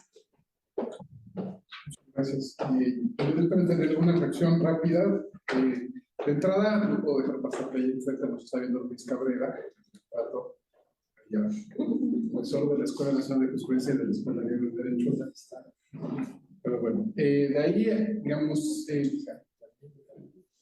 pero sobre todo el que fueron justo por eso quería decirlo, de los disidentes que fueron a fundar la Libre de Derecho, porque justamente nos hacían esta referencia a la importancia del consenso en esta resolución, pero a mí me preocupa mucho que fue muy falso ese consenso. Déjenme lo adelanto. Yo me acuerdo muy bien de la discusión, me acuerdo muy bien que cuando estaba planteado, como bien decía el ministro González Alcántara, que el tema de las restricciones no iba a ser materia de la contradicción, que empezaron la discusión y un ministro por ahí metió restricciones, por ahí un segundo ministro metió restricciones, por ahí una tercera ministra metió restricciones, por ahí una cuarta. Entonces, el proyecto, y también Luna Ramos, en ese estaba Luna Ramos, cuando ella también dijo de las restricciones, y ella metió concretamente la de arraigo. Entonces, y entonces yo digo, adelanto un poco ahí mi cuestión, de que tanto el ministro presidente como el ministro ponente se equivocaron, porque tendrían que haberlas parado, de decirles ese tema, les recordamos que no están los litis, porque los dejaron creer y el proyecto se volvió inviable, porque tenían que incorporar el tema de las restricciones cuando no era tema de la litis, porque soy de los que creen, que soy convencido que eso no lo puedes resolver ex ante, lo tendrás que resolver ex post, caso por caso, cómo está la discusión de arraigo, cómo estará la discusión de discusión colectiva oficiosa, cómo estará cualquier discusión entre arbitrarios y restringir derechos, tendremos que revisar si son conformes a la posición, no podemos ex ante decir que lo son. Eso ahí creo que se equivocaron, tanto el ministro presidente como el ministro ponente. De ahí, insisto en esta parte de que se volvió una medida de consenso, pero muy falso. Me acuerdo mucho en la votación que quedó 10-1 la votación y solamente Cosío quedó en el disenso. Entonces, los 10 ministros se reservaron su derecho a formular votos particulares, votos concurrentes, pero particulares. Nótese, entonces, y Cosío hizo su voto disidente, su voto particular, con lo cual en una corte de 11 ministros teníamos al menos 12 posturas, porque ni siquiera nadie estaba comprometido con la postura que se tomó en la norma, lo cual me parece a mí una contradicción también.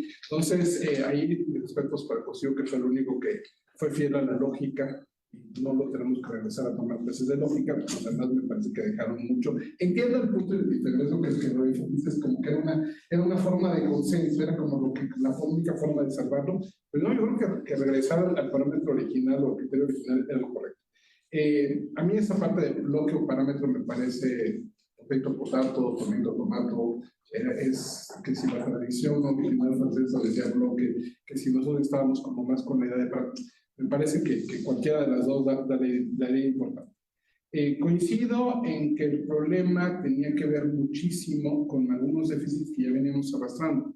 Efectivamente, la tesis que decía que leyes y tratados, siguiendo lo que decía literal el artículo, estaban en el mismo rango, pasamos a la que le dijo que los tratados estaban por encima de las leyes, lo cual tampoco era completamente cierto. En el caso concreto, así funcionaba muy bien, porque el tratado de la OIT era más generoso versus la ley que restringía la libertad sindical a un solo sindicato. Y eso era una OIT dicta que tuvo que resolver la Corte para establecer esa jerarquía y luego poder declarar constitucional la ley con base en lo que decía el tratado.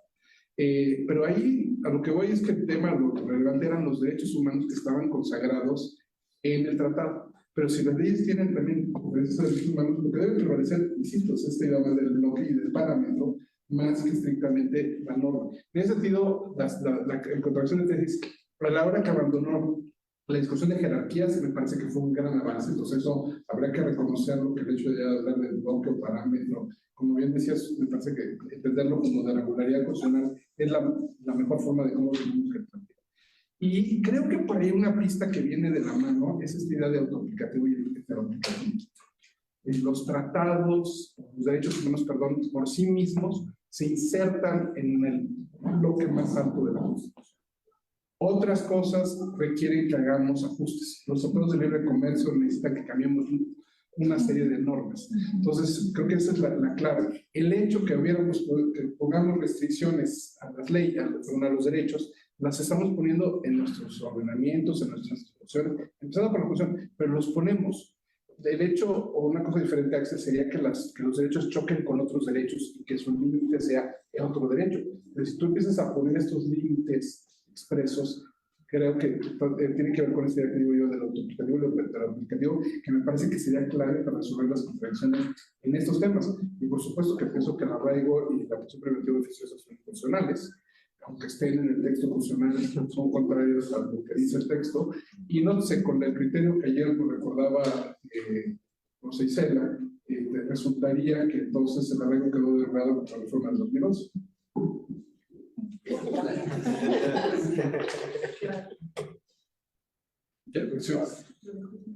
De las preguntas, comentarios. Bueno, y los comentarios. Bueno, muchas gracias. Yo más para los comentarios sobre los derechos de tercera generación, o para los que comparten que tienen generaciones los derechos. Yo no comparto que son de generaciones. Sí, evidentemente tendría que haber un reconocimiento del tratado que efectivamente se incorporara y ya después, como lo hizo esa sentencia, se incorporara y se metiera otra vez a la Constitución, pero pues, evidentemente podemos decir que puede ser un principio, una cuestión axiológica, internacional, pero si no, para nosotros no, como está ahorita el sistema y como está resolviendo, si no es reconocido e incorporado, se antoja muy complejo que se pudieran valorar. Por otro lado, la inaplicación es un tema muy complejo, porque hablas de interrupción legal del embarazo, digo, esa parte de la Convención Americana que supongo que vas por ahí, realmente no, a nosotros en México no nosotros ahí hicimos como, vamos a ponerle así, un pedo interpretativo, entonces esa parte de que es desde la Concepción no nosotros nos aplica y por eso se ha podido resolver. Cuando ha habido discusiones sobre inaplicar el texto constitucional, no se ha dado tal cual, ha sido un poco complejo, ha sido planteado algunas vías para, en este caso la primera vez que se buscó lo de la prisión preventiva oficiosa, por ahí se buscó una forma de tratar de inaplicar, pero no ha habido una determinación. Y sobre lo del lenguaje, sí, ya se está buscando, la mayoría de las sentencias ya buscan que sea un lenguaje incluyente, ya lo que se busca es que efectivamente se puedan entender.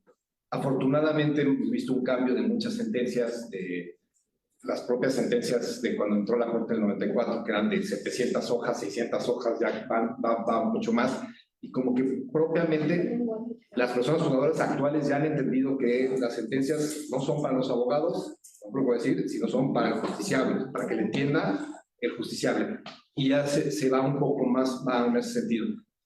Las personas juzgadoras actuales, por lo que venga, no sé si se tenga que replantear esta parte del lenguaje, pero obviamente ya se busca un lenguaje incluyente. El mismo término de personas juzgadoras ya es en sí incluyentes, va más o menos para allá, y las sentencias ya hay unos ejercicios de los términos que tienen que tener las sentencias, quitar resabios, palabras que no se puedan entender o que se antojen complejas, pero sí ha sido un avance de las sentencias. Ahora, la realidad es que también tiene que ser un ejercicio tanto de las facultades y escuelas de derecho, porque los términos que vienen de las mismas demandas vienen hablando con latinazgos, el lenguaje es complejo, entonces eso también motiva que se haga que sea un efecto de traducción para ello, ¿no? Pero sí creo que tiene que ir de la mano de entre personas juzgadoras y escuelas de derecho de cambiar el lenguaje y la forma de que se escribe y que se lee y que se imparte.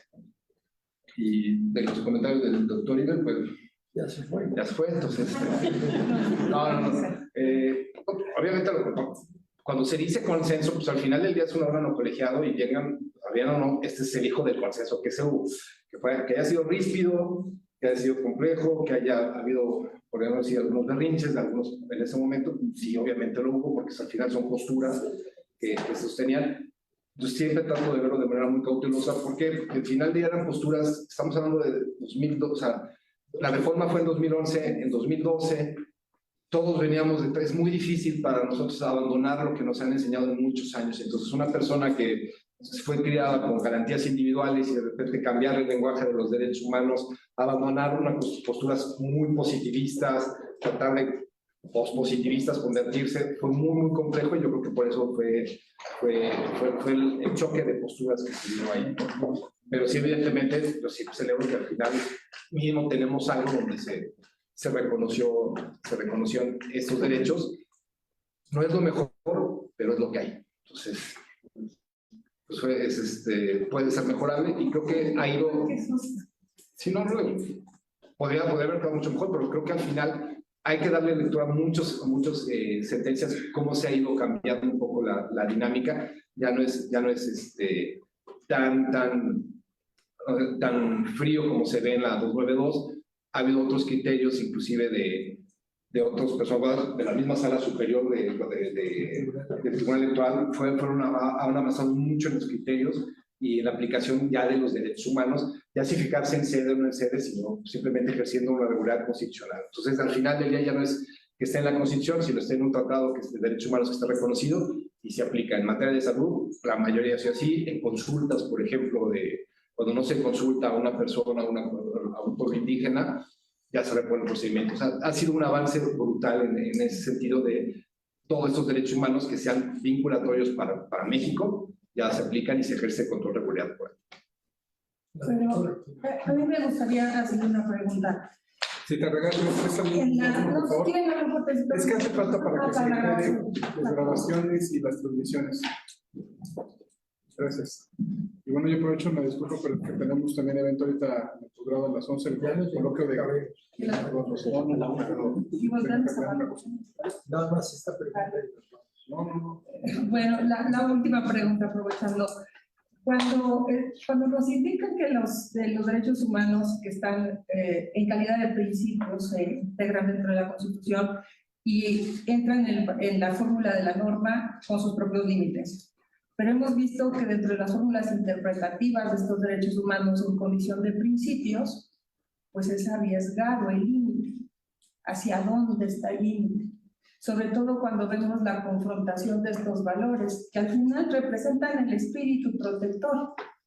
Y se me vienen a la mente muchas sentencias, principalmente pues unas muy interesantes como el caso Cassés, como hablaríamos del libre desarrollo de la personalidad del uso lúdico de la marihuana, en donde ahí valdría establecer pues, cuáles van a ser esos principios, esos límites a esa valoración de un principio axiológico que quizás dentro de la propia norma no tenga una estructura en límite. Que ese es uno de los riesgos que en la fórmula interpretativa, pues los que postulamos nos vemos constantemente contra la pared. Gracias. Ese era su comentario. Sí, Si me permite, esto lo desarrollé en un libro que se llama Constitución y Derechos Humanos.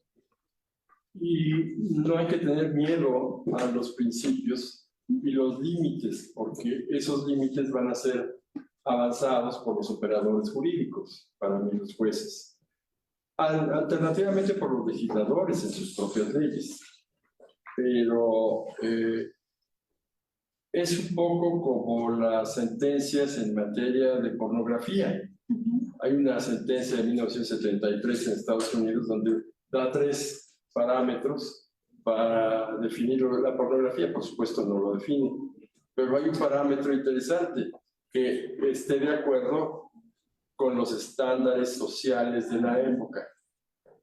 Entonces, ¿quién va a medir los estándares sociales de la época? El operador jurídico. El mejor operador son los jueces.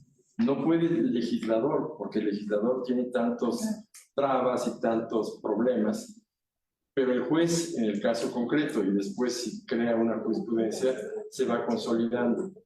Entonces, yo creo que en principio no hay que preocuparnos por los límites, porque entonces ya estaríamos regulando el principio.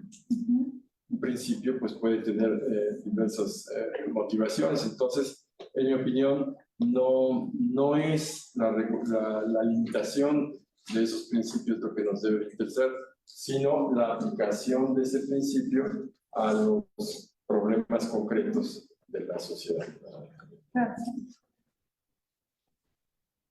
Pero los principios no, ¿qué más podría? Pero la ponderación sobre todo. habría que ver, ahí hay mucha discusión. Les va a dar 2 horas de ponderación. No, breve. No, es que también hay que partir. Sí, evidentemente los principios, hay una clasificación, hay que ver si son principios implícitos, explícitos, extrasistemáticos, habría que verlo. Si nosotros hablamos de derechos humanos de teoría de principios, tenemos una teoría principialista de que efectivamente están como principios. Aquí no es tratar de convencer que son, parto de una cuestión muy práctica, es lo que hay. Evidentemente, si la estructura de un principio es diferente a una regla, eso hay que tenerlo consciente, porque los principios tal cual no van a tener esta solución normativa que buscamos y que siempre hay que poder hacer como límites son más abiertos y así hay que tomarlos. Y como bien dice el maestro López, no hay que tenerles miedo. Al final del día son principios que se tienen que aplicar y la propia dinámica de aplicación puede ir dando sus limitantes o no sus limitantes. Y sobre la ponderación no se tiene que ponderar, no necesariamente quiere decir que siempre va a haber colisión de principios, ¿no? Hay muchas veces que se complementan, hay muchas veces que realmente no existe propiamente que se estén contradiciendo. Si analizamos propiamente la estructura de los principios, la mayoría no estarían colisionando. Y habíamos unos que pensamos que principios de diferente jerarquía no podrías ponderar, porque pues, al final ya es una mera regularidad, no es ponderable, pero bueno, son... ¿Cómo se llama el libro? Sobreponderación, tengo un sobreponderación. Sobreponderación es el mejor trabajo que hay, es el último trabajo que publicó el doctor y vale la pena leerlo porque habla de la sobreponderación y analiza las distintas doctrinas y escuelas y en 450 hojas nos describe el problema y cómo resolverlo y cómo es la sobreponderación. Por eso les dije que les iba a hablar 2 horas. Yo agrego una cosa también con el tema de la ponderación, porque creo que está mal entendido en la gran mayoría de las veces. Y para ser muy breve, tenemos efectivamente derechos.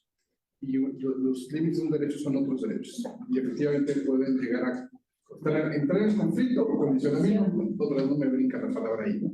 Entonces, ¿cómo lo resuelves? El problema es una tentación muy grande que existe a querer resolverlos como si fueran reglas y darle todo o nada aún así. Bueno, el propio Nixie, a la hora que carga los dados y les da peso, acaba cometiendo el error, creo.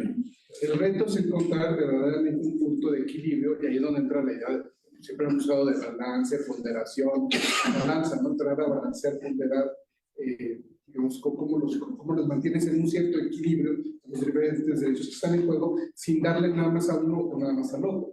Entonces, es ahí donde yo creo que hay que entrar como más fino al tema, y entiendo que por eso no podemos caer en un exceso por lo de la sobreponderación. Entonces, muchas gracias. Muchas gracias.